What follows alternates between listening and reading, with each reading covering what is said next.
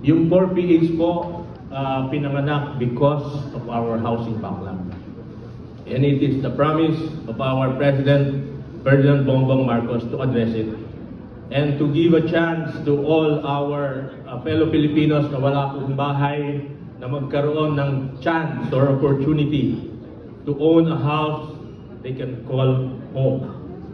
They can call and they can own it.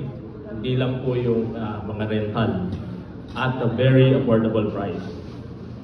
So, our President declared the Pambansang Pabahay para sa Pilipino program as one of his flagship programs. And in connection with that, he issued an executive order declaring it as such. At the same time, mandating all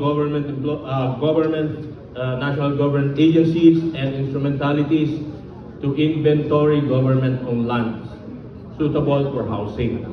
So mangyayari po dyan, we are in the middle of taking the inventory of all idle government lands, especially in city centers, our priority, and the near city, para po ma-declare o ma-proclaim ng ating Presidente na suitable siya sa socialized housing so that we can develop it and make it available for our fellow Filipinos na naninirahan, mga ISF, minimum wage earners, magkaroon ng chance to have a decent housing unit.